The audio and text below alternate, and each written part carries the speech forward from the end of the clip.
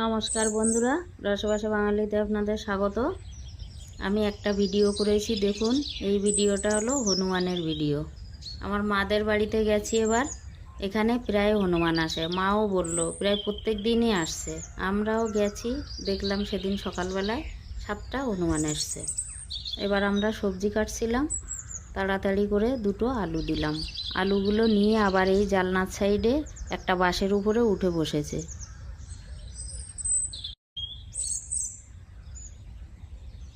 টালির চালে উঠলো, টালির চালে উঠে কিন্তু আলুটা খাচ্ছিল।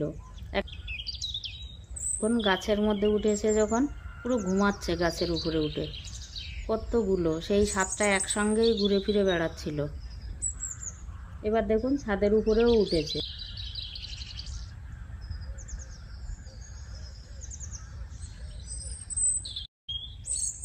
ছাদের উপরে বসে লেজটা ঝুলিয়েছে অনেকটা লম্বা। এখানে 3টে বসেছিল পরপর। এই যে উঠোনে আবার বসে, এখানে আমরা লেবু কেটেছিলাম, এই লেবুর দানাগুলো খাচ্ছিল। এবার জল খাচ্ছিল পাত্রের থেকে।